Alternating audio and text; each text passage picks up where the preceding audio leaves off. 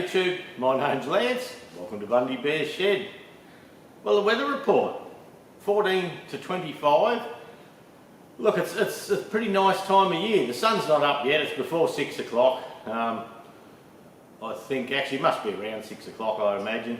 The sky's sort of light outside, but I can't see the sun coming up anywhere, so you could walk around without a light. So it must be a bit after 6 then, I'd imagine. Yeah, nice time of year. The 25 degrees, it's no humidity, it's really good working weather. So yeah, nice time of year really.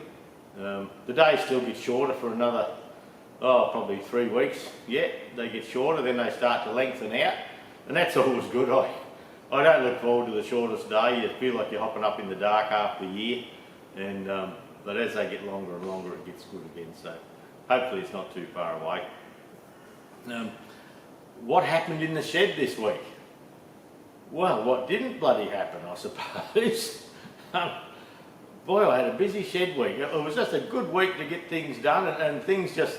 I have many weeks in the shed where things just go to shit, and I have all these grand plans, and you know, work gets in the way, or something else happens, or I've got to do the mowing and slashing, and you've got visitors coming and things like that.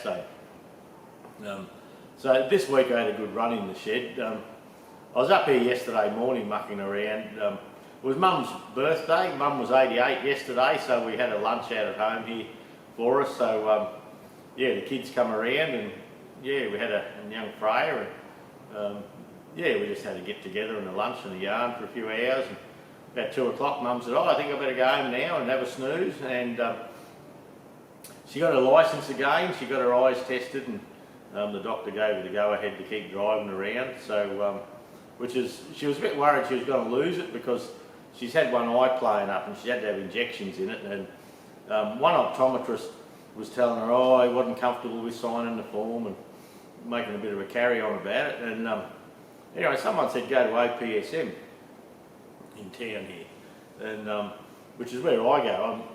They're bloody dear sometimes. Like, I spent $1,000 on a pair of glasses one time in there, and I still got them. They're good, but they seem to have a better prescription for me, for my eyes. I've been to Specsavers and Optical Superstore and all that, and OPSM just seems to have it that suits me, so I go there. So my mum thought she'd pop into OPSM, and there's this Asian lady optometrist that I had last time, and yeah, just lovely to work with. And she checked Mum's eyes out, and she's saying, Mum said, well, you know, what about this and that? And she said, I can see no reason at all why you shouldn't have your licence. She said, your eyes are better. So I don't know, you don't know what's going on. One bloke saying it's not the best, and you're going to have to keep injections, and you've got to do such and such. And she goes to the other one, and they do all the tests and read I think she couldn't read the bottom line, but she could read most of the others, and you know, one eye covered and all that sort of stuff. And yeah, she says, I can't see any reason why we wouldn't give you a licence. She says, there's nothing wrong. Yeah, for your age, you're going well, sort of thing. So there you go. So Mum's back on the road, so that's a good thing. Good thing for her. She has her freedom. She can hop in and go to the doctors, or go shopping, or go and see her friends, or go to the beach for fish and chips, whatever they want to do. And with us still the business, we're quite busy still, so yeah, if she loses her licence, we'll have to run her around a bit, which is fine. We're happy to do that, but it's just fitting it in with everything that goes on. So we'll see how we go. So that's good. The 135, the Massey 135, I've got that finished. Yeah, last week when I left you, I think I had the leak on the injectors fixed, but the fuel tap was playing up a little bit. Yeah, so that's all fixed now. I'll put new O-rings on that tap and fiddled around with it, and I'm pretty sure it's good. I run it yesterday again for probably half an hour, and there's not a drop, not even a sniff of a leak. So I've got the bonnet all back on, and with the fuel tap, you can see I've got a beautiful diagram of the fuel tap here, and I've got a Sparex fuel tap, a Bearco fuel tap, an AC fuel tap, a new old stock one someone gave me, a fuel tap with a bowl out of a 3035, I think it is, and I've got a Ford Dexter one, or a Ford one. So after the stew, I'm going to film a thing about fuel taps and see sort the shit from the clay, so to speak. A lot of comments come in, a few comments come in, and you know, someone said, oh, they only ever use the ones with the plastic on them, they're better than the other ones, and yeah, there's just, I'm happy to use the steel or the brass, but anyway, when I do the video, hopefully it'll come out this coming week. I'll explain my thoughts on it. I'll have a look at aftermarket taps versus the original taps. Aftermarket taps are getting a bit of a name for leaking, not lasting long. And they're the simplest thing, and they should not be leaking. But with the bore scope up, a couple of them, I've worked out what the problem is, and it's yeah, just one of those things. They make them in a hurry. That's what I think anyway. But yeah, the whole gist of the story is that most people are replacing their fuel taps because they're leaking. There's no need to replace the old ones. Oftentimes a simple O-ring will do the trick. You'll probably have a better outcome, you know, nicer looking thing. But anyway, I'll cover that in the video. Look for that. It'll be coming out in a week or so anyway. So see how we go. With tidying up the Massey down the other end, the 135 with the fuel leak, I got it all cleaned and washed off and all that. Then I painted it. Painted it Stonely Grey. Bearco Stonely Grey, which is the paint I'm using. I used on that tractor, so I used it again. And look, there's a little story about it. And I took a video earlier, I think the other day before I put the bonnet back on, with a light so you could see up under where I painted, and it's done a lovely, look, it looks nice. But the funny little thing was this little spray gun, yeah, that one there, it's a little touch-up gun. Now, my other touch-up gun, I get busy in the shed and I'm a bugger for sitting it there, and if it's got a bit of paint in it, I'll say, look, I won't wash that now, I'll try and get another part ready, or I might have a bit of a touch-up, so I'll keep that there for touching up later on in the day. But I get visitors, like we make Dave rolls in or something like that, and then I'm packing up at 5:30, 6 o'clock in the dark, and I forget about it. And the next day or the day after, I come and there's my paint gun sitting there, so not sorted out. So, and I've done it a few times recently. It's just one of those get busy things. So, and anyway, the gun it needed a real good pull down and a clean up and a tidy up and all that. So I thought, I was in Autobarn, and then I saw this little touch-up gun, and the bloody thing was $25 or something like that on special. And Jude was in there with me, and I said to Jude, I said, oh, I don't buy that bloody thing. I said, you know, I haven't been looking after mine real well, and I'll see how we go. Well, this little gun, it's got a little strainer in there, a replaceable strainer. You can pull the top off here. You can pull the cup off and put a new strainer in there to stop any lumps and bumps and things. Well, this little gun, it did just a beautiful job. Just an El Cheapo. What's the brand of it? Moto Spray. So, just a cheap little thing, and I was blown away. I said, yeah, it's got a, like there's your air inlet. That screw there is your flow, your rate of flow that the air goes through. You've got your amount of spray, which is, you know, how far the needle comes back to introduce the spray in. And then on this side you have the fan. And straight out of the box, I didn't adjust anything. I put some paint in and away it went, and it's done a lovely job. And yeah, I said to Jude, yeah, bloody, I should have bought that years ago. But yeah, it's a great little thing. Got a bloody itchy nose. So yeah, and just for that job, and I haven't filmed it, but I mix the paint in a separate cup, and I stir it up and I let it settle for a bit, because I put hardener in it and thinners and all that in it, and I have it in a little cup over on the makeshift paint bench, and there was a bit left, so I thought, oh, what am I going to do with that? Not going to throw it out. So I actually touched up the clutch pedal on the tractor where the paint was wearing, and the foot plate, and I've touched up a few things on the 135. So it's pretty nice again. And my old 65 here, I thought, well, I've got the fuel tank and all sitting on, but what I'll do is I'll pull the tank off and I painted all the tappet cover and all around the top of the engine, the bits that you can't see when the fuel tank's on. So later on when I paint the fuel tank and put it on, then I paint the whole tractor. That bit's got a nice coat of paint on it. So I went and painted that. Pardon me. And in front of the steering box where the battery box goes, that's always a hard thing to get paint into properly because of the battery box sitting there.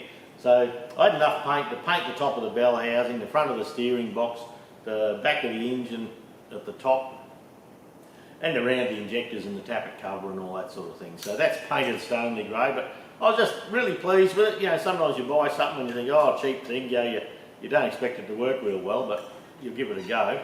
But yeah, bloody cracker. So if you see them around and you just want a touch-up gun, you can actually spray a whole tractor with it. You can just keep filling her up. But I was really impressed with that for the week. That was one of my highlights. Doesn't take much, does it? Anyway, keep the bloke happy. Bloke should clean his old one out properly and not get distracted, and he probably wouldn't have those troubles. So you can see this manifold here. Now, ages and ages ago, my mate Biddy dropped a Ford 2000 petrol out the front there for me to get going. And when we pulled it apart and had a look at getting it going and fixing a few things, well, the manifold was all eaten away, paper thin. It had been glued up some stage. There's a patch up in here, and the thermostat housing where the thermostat sits, it was just non-existent. You know, there was no collar there. You put a thermostat housing on the front there and it's that thin through here. It was just a no-go. So these tractors are uncommon in Australia, and I've been looking and looking, and I've been talking to all the wreckers, and it's just been an ongoing thing. Every 2 or 3 or 4 months it'll come on the radar again, and I'll go and have a look everywhere. I originally found one in the States, and where they eat out, and the thermostat housing here, they wouldn't show me. They had business cards sitting on there, and by the time you bring them in from the States, like, it's damn near $1,000 exercise. And I wasn't going to spend the money because if I buy it and put it and get it over here and it's no good, well, Biddy's not going to want it. And fair enough, you know, he wouldn't want to pay me for a part that's subpar. So I've been looking and looking, and I couldn't find one, and I found a nice one in the States quite a few months back now, and the bloke wouldn't send it to me. He said no, he couldn't be bothered sending stuff overseas. And I do have a post box, and I thought I might try that, but anyway, I didn't. But anyway, I got into this other fella, and look at this. Nice new manifold. Now, it's not new, it's used, it's a second-hand part, but that's where the other one was all eaten out. It's in beautiful condition. Now, where the water jacket goes there, that's in good nick. The thermostat, it's still got the original Ford Motor Company thermostat housing on it, and inside there, it's really good. So I found that in the States, so I got on to old mate and asked him would he send it over, and he said, yep, no worries. And I got it over here, I bought it. There's a little mark on the end there where they've sandblasted, but look, it's in really good order. I'm happy with it, for sure. And so I rang Biddy, and he says, look, I've got a manifold, I'll get it coming. He said, oh, what's that going to cost me? And I said, look, it looks like around $850 to get the manifold over here, because by the time you buy it in the States, and one Aussie dollar is only 66 cents at the moment in America. So for every $100, for every $66 American, we have to pay 100. And then the freight at the moment, freight is just phenomenal. So anyway, so we've bought this, so I suppose I better try and make some time soon to get back onto that job for Ian.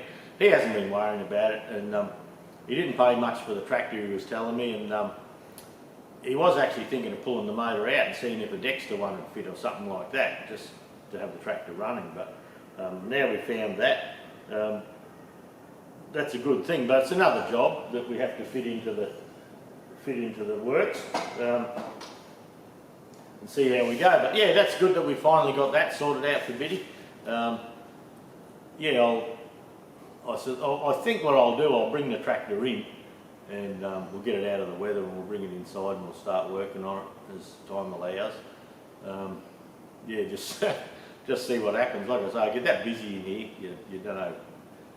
You're asked from your elbow some days. With pulling the battery box, remember I got a nice new battery box off Gordon Allison and Dash, and that I got my sandblaster's all serviced up. I serviced the sandblaster a week or so ago, and that's the battery box he gave me and or sold me, and so I got it all sandblasted and all in rust converter, CRC rust converter.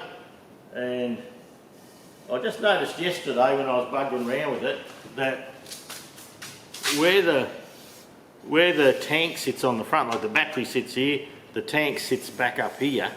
There was just a couple of dings there, so those marks there, you can see where I've had it on the anvil upside down with long punches in there, just leveling it all out. So, and that's pretty good at the moment. Yeah, the tank sits up, whoop, this way. So yeah, the dash is here. This bolts onto the dash. The battery goes in there, and the tank sits up high on these two mounts here. So how it would have gotten into there over its life, I don't know. But look, that's done. That's ready to go on. I'll probably, well, what the plan is, I think, is I've got the fuel tank off sitting on the ground now. I should sandblast or treat whatever I'm doing under the tank. It's in really good order, the tank underneath, but I should do that, mix up a bit more paint in my little paint gun and paint inside this. Look, that cavity in there is very hard to get to when it's sitting on. Yeah, that bolt belongs on the steering box. So very hard to get in there and get a good coat of paint. So I'm thinking I'll probably mix up some paint and put a nice coat of grey in there. Yeah, I'll build with some more. The better the paint, the better the protection. So I'll probably do that, I think. Whether I get to it this week or next week, who knows? I've given up saying I'm going to do things almost. Go and get sidetracked, you would not believe. You can see an injection pump in the vise here. That's the pump for the Toft loader, the club Toft loader. And funny what people pick you up on. I put on Facebook and Instagram that I'd done this pump, I'd finally finished it, and I've put fuel in and I've turned it with an Allen key and it's pop out the pipes, and so it's going to go on and work, no worries. We'll bleed it with a bit of diesel first and it'll be fine. And anyway, we've been buying parts for it for the club. I started an account at the club for at the Queensland Tractor Spares for the Rum City Club to give them a trade discount. They've been collecting that much stuff that I'm a bit worried that they're not going to have enough money to do it all up and all that. They just keep collecting, which is anyway. That's another story. And not me. And so I put out there that it's a 434 because I'm sure Tony, the bloke that's doing the engine, told me it's a 434 engine and it looks the same. I think it's a BD 154 engine. And I put it out there. Next thing I got one of my mates ringing up and saying, they didn't have a 434 engine in it. And I said, what are you talking about? He said, those top loaders, they had a 414, not a 434 engine. And I said, well, they've been buying parts for a 434. So I'm pretty sure it's a 434. No, they didn't have it. So then I had to have this bloody discussion about whether it was a 414 or a 434, and perhaps I should hop on Facebook and change my post, because it's wrong information. And I haven't, because I'm bloody sure they told me it was a 434, so perhaps it's at an engine swap, who knows, but you've got to have this discussion. People pick you up on all this little shit, and so anyway, that's just how it is, I suppose. But yeah, the liners and all that, we put new liners in, I helped them pull the liners, and we've always been talking 434, unless I have got me bulled by the balls. But anyway, yeah, you should probably change your post, because that's incorrect, and all this, so I'm thinking, not today. So, they're the things you have to put up with when you're bloody putting yourself out there, but no worries. We'll get by if we don't weaken. The Saturday afternoon I got onto the Massey 20, and because I finished this pump, which I told them I'd do, so I had to do. I still got to do the injectors yet. I've got the 135 going. I got this sand blasted, so I said to Jude, I'm back onto that Massey 20, yoo-hoo! So I bought a cheap Kero gun a few months ago now, and I've cleaned all the housing out. I've dropped the filter down underneath. It's a Mark III pump in the Massey 20, which is the filter hanging down, and there's a little 3-bolt plate underneath. And I had a new filter there in stock for it, so I've got all that clean. All that clean and flushed out. I do have a new relief valve for the pump, which I'm going to put on just as a safety measure. But they have a Mark III pump like you'd have in a Massey 240, 148, that sort of thing. But instead of the pressure control, they just have a straight standpipe like a 135, so, or a 65 even. And so that's a good thing. But I want to get the video done on the fuel taps today, and then I want to get that cylinder, that lift cylinder, up on the bench and get the studs fitted and get it back in. I was thinking I probably won't film putting studs in the housing and just putting new piston rings on the piston, sliding it in, but I do want to film the settings under that lift cover. That's the important part to me to get filmed. Everyone's seen all the rest that many times with different jobs that I don't consider it all that important, but look, we'll just see how we go with all that. But I'm hoping that's today's job. Once I get this filming done on the fuel taps, I want to hop back on that Massey 20 and get it tidied up. Well, look, get it running again so I can move it around, and it does need a really good bath, and once it has a good bath and new gear, it'll have new gear stick boots, and I haven't done the full engine service yet on it. It needs fuel filters, an engine oil filter, an engine service done, but in doing the hydraulics we'll have the back end done. So then we'll go outside and have a really good bath, and I've got the grill painted for the bonnet. We'll fix that up. Yeah, we'll just see how we go with that. But I'm back onto that, which is, boy, it's good. Yeah, you get these jobs, you dance around. If you remember, we waited and waited and waited and waited for parts. And the hydraulic parts, we waited and waited and waited, but we do have them here, so we should be okay. That's about it. Oh, the club. Oh, geez, I had bloody trouble through the week. Doesn't take much to get into trouble. Yeah, as you know, I've been pushing to, a few of us in the club have been pushing to have another rally and raise some money for the club, and get a good Bundaberg rally on the go. There's one at Avondale, which is another club in town, and excuse me.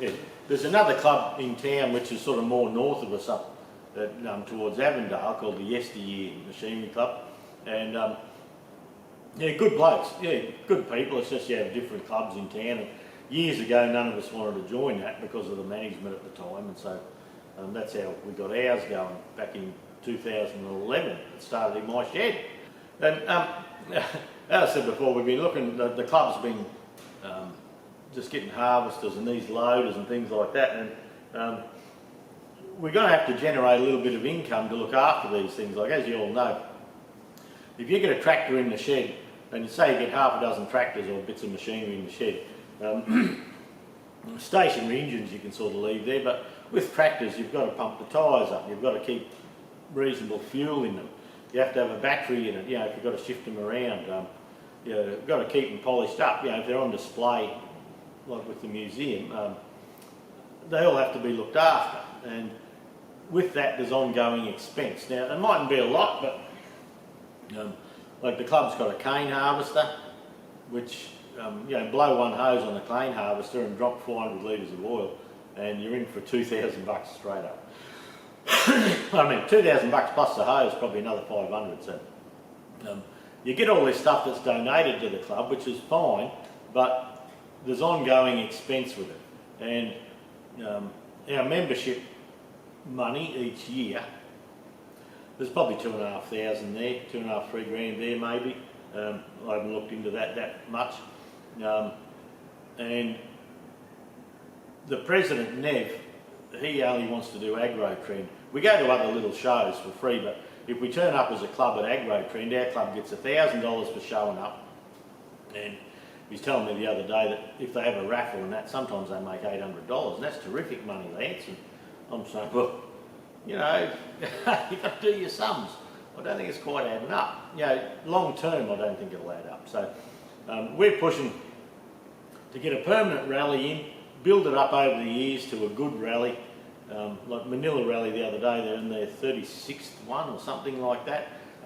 You need to build up a series of rallies that are good rallies that people enjoy coming to, the public, the exhibitors enjoy coming to, the public enjoy coming to see, and that you can raise a few dollars for the club for ongoing maintenance of the club and the gear.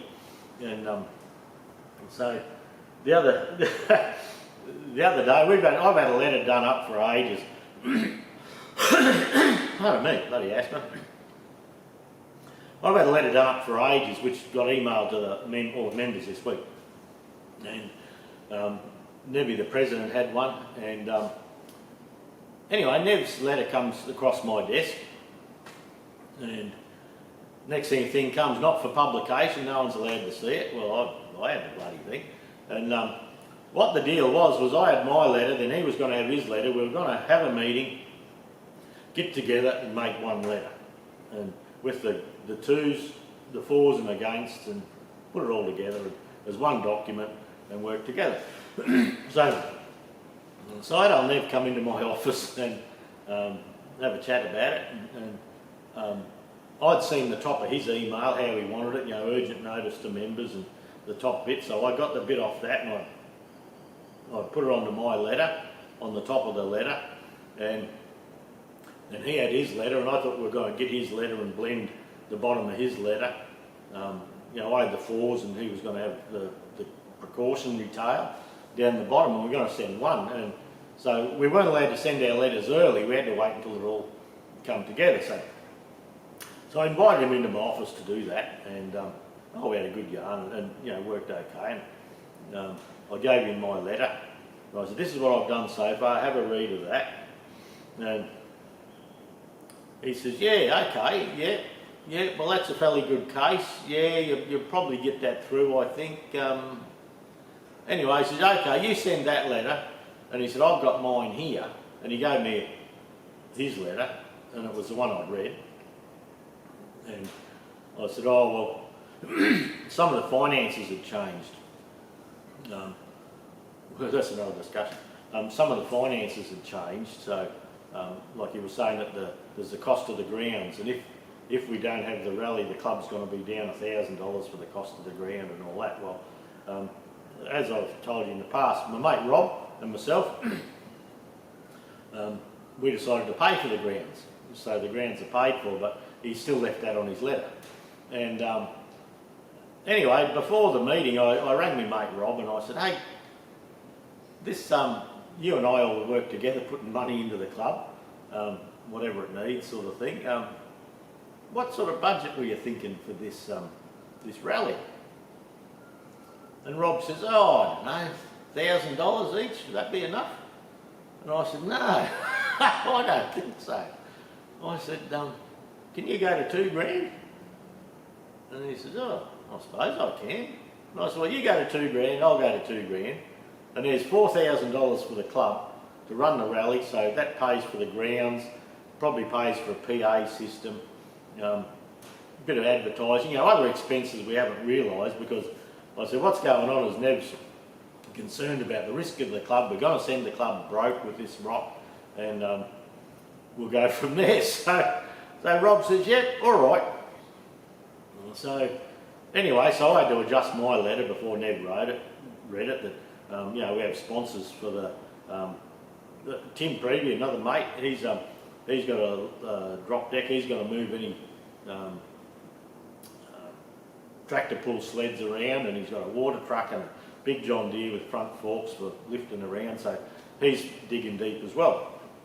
And so we had to state our case that all that money's there. And then he looks at me and he says, and what if we don't make $4,000? And I said, what are you talking about? He says, well, what if we don't make $4,000? Is this $4,000 that's come into the club from somewhere? And I said, no, well, that's, Rob and myself and our families. And but we won't be able to pay you back if we don't make it. That's not a bloody loan, it's a gift. He says, so you fellas are going to give the club $4,000? And we said, yes, we are. No return, just hold the rally. You must hold the rally. Oh, well, why would you do that? And I said, because we think it's good for the club. We want to get it going. We think once we get a good one, if we can get it going and have a good one, it'll benefit the club. The club might see the benefit, and it might be an ongoing thing over the years. So, so we're putting our money where our mouth is. So, okay. So, anyway, he says send the letter, and I said, well, now you've got the club's going to lose money. We got security to find, and we got the ground to pay for, and all that. I said, you really need to adjust your letter because that's been covered now. So he fixed one thing. He just said ground's been paid for by sponsors, and the ground's $1,000. But he left all the other about security, because we said, well, we don't need security there. We have people camping on site, and we got it's got big fences around it. We can lock them all. There's one entry point, and any little shits that come in through the night, they'd be seen, and they wouldn't know a bloody oiler from a magneto to a bloody steering wheel. So we're thinking that's safe. And so anyway, I gave my letter to Alan, the secretary, and said, yeah, look, Nev said send it. So he sent it. And then Nev was going away to the treasurer's place for a yarn. And about 3 o'clock I got home, and I just finished at work, got home at 3. I get this phone call, well, old Nevy, you had a head of steam. And you've broken our agreement by sending that letter. And I said, what are you talking about? You told me to send it. And he said, no, well, the top of that email is the same as the top of my email. And I probably should have told him, but I said, yeah. He said, well, where'd you get that? You weren't supposed to see that email. And I said, well, it come across my desk. And what they don't remember is I started the club, me and my mates, Rob and Alan and all them. We, as a group, we started in my shed. But I set up all the email account, and I set up the Facebook page and all that. And that's all still in my name, the whole lot. And now and then I get a club email through from the Rum City, RCBMC, Rum City Vintage Machinery Club, at yahoo.com. And this email just come in, and what had happened is Nev was working on his letter. He'd pressed email and he'd sent it, and it must have went to Alan and Helen, the assistant secretary, and Alan the secretary, and I got it. And then this thing come, that's not for publication, keep it quiet. But when we thought we were blending the two emails, I started to blend. And anyway, he says, you've got the top of my email on yours. And I said, yeah. You read that today now. No, you've changed that letter. I said, I have not changed the letter. He said, well, Alan must have, the secretary. So he's got to ring up Alan and get up in it. I said, no, that's the exact letter you sent. I gave you to read. You said send it. I said, have you still got your copy of it? No, he left it on my desk. So, oh, okay. And well, I had notes written on the side explaining things to him on it. So, so I rang Judy and said, "Hey Judy, is that letter still on my desk there somewhere?" And she found it. She said, "Oh, the one with the notes on the side." "That's the one." I said, "Can you take a photo of that for me, please? And send it to my phone and I'll send it through the net," because he was shitty. And he couldn't write his email now because I'd taken the top off his, and that was not in the spirit of the agreement. And, it was over 6 minutes. He just tore strips off me, called me a liar and all that. And I thought, oh, bastard. But anyway, move on. And so anyway, Judy took a photograph of the letter. And it was nice and clear. So I sent that to Nev's phone. I said, "There is the letter you read. You might recognise the notes we made on the side of it, and you might recognise that that's the letter." So he rang up Alan and ripped it up, Alan apparently too, and going crook about it, what we'd done, and changed the letter. And Alan says, "That is the exact letter. It is the right one." And he says, "Well, I'm not a solicitor. I didn't read the whole thing." So he blew shit out of me, got onto Alan about changing it, and that we'd disrespected you, that sort of stuff. And yeah, he went right off his nut. And I said, "In the morning, I'll send you the exact file I sent Alan," which was a Word file. I took it from the email into a Word file. I sent that to Alan. I said, "You'll see it's the exact same thing." So next morning, I went to work. I got the file. I'd already sent him the photo of the letter. I got the file. I sent that across, and I sent an email. I didn't really appreciate the 6-minute phone call, calling me a liar and breaking the agreement and all that sort of thing over this bloody letter. And so yeah, it annoyed shit out of me really.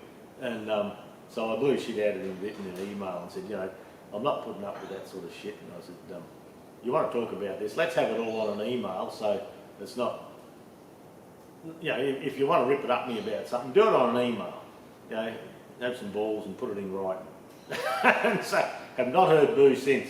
So, but oh jeez, it annoyed me.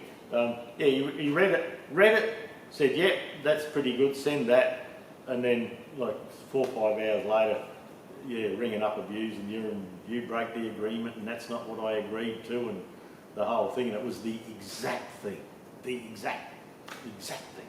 So, so we've been having dramas. So this next Sunday's our club meeting that we're discussing it. So I've been talking to a lot of people, and even at the car club the other day, car show the other day, the only one that had negatives was Nev. He just wants aggro pen. I don't know what's going on with him and aggro pen, but that's the only thing he wants to talk about. So I don't know. So yeah, we got the meetings. There's a tractor show in Gympie. I believe it's a Riddell family from Monte. They've got a heap of Masseys in Gympie. They're putting on a show. The Gympie Vintage Machinery Club is putting on a show. So Jude and I are going to head down there Saturday, say good day to a few Massey people that we haven't chatted with for a while. Evan Aston from Access Tractor Parts down there. He's like our opposition, but we don't have opposition. We're all mates. And he's sponsoring that show. So I said, I'm coming down for a yarn. So I think Kemps and Ray, them are coming down as well on the Saturday. So we're going down to a tractor show. It's only a couple of hours away. We'll go and spend Saturday there. Then Sunday we'll come home and do our morning chores, and in the afternoon we'll go to the meeting and see if we can get this rally pushed through. Surely with the funding that, with Robbie and myself taking the risk away from the club, we can get it through. Then Robbie rings me up later and he says, there's a bit more money in that bucket if we need to. And I said, look, I've got some in my bucket too, but let's sit on our hands. The club has to want to put some skin in the game themselves for them to make it work. If we just chuck a heap of money in, and there's no effort put in by the club or the club members because there's money there, it's not going to work. We need everyone to want to make it work, so if it's going to go ahead. So that's what's happening there. But that was a high drama for the week. Oh, pissed me off. He was cranky, and bloody. That night I was laying in bed thinking, I'm going to rip it up that old part in the morning. So anyway, Yeah, that annoyed crap out of me. So he sent his letter, and he sent his letter out with just one line. One line change that the grounds are expensive and that's been paid for by a sponsor, but all the other negative shit that we spoke about that we didn't need, he left all that there to make it look bad. So anyway, doesn't matter. All right, I've had my whinge. Got that off my chest. There's my therapy session done. Yeah, thanks for dropping by. I'll try and get into filming this stuff while I can before the day turns to shit. And if I can get the fuel tap one done and out this week sometime, I'm pretty keen to do the top cover on the Massey 20. Now I've got it all cleaned out and ready to go. I've got to put the relief on, put new O-rings on the standpipes, put the new studs into the cylinder.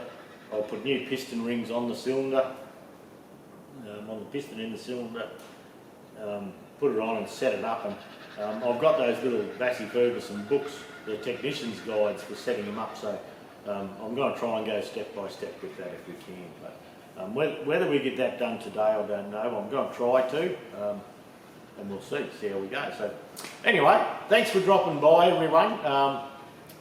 There's a little bit of a walk around just on the 135, I think, for the day, and that's it. Hopefully there's more videos coming back through this week, and yeah, we'll catch you next week. Hopefully with a bit of footage from the Gympie show. Yeah, I've got a little bit of footage to tack onto this one about a walk around our show last week. When I went round the back fence, I couldn't see any screen for the sun, and you can see the bottom of the engines. Not all of them, but I'll show you anyway. All right, thanks for dropping by, and we'll catch you all next week. See ya. And look at that. That's fuel leak fixed, all the paint touched up, all the stain gone. So that's a good thing. We'll probably be having a little talk about fuel taps soon. That's another story altogether, but the manifold's repainted, so it'll smell like a new one. Anywhere there was a bit of a stain on the block has been painted and it's matched really well. So yeah, I should really be able to pop the bonnet on and we're all together again.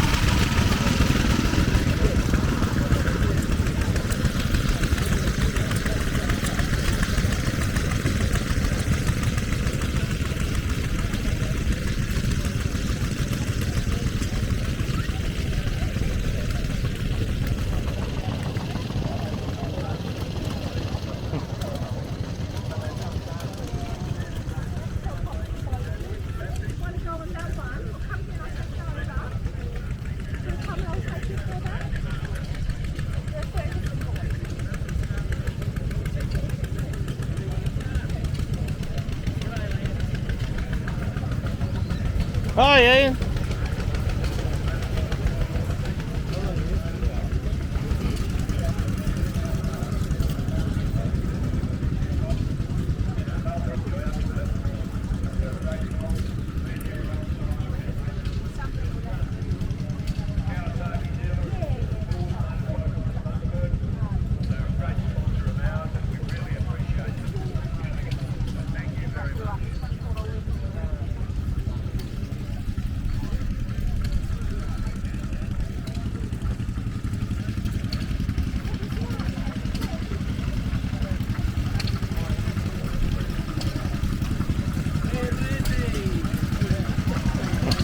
You'll be in.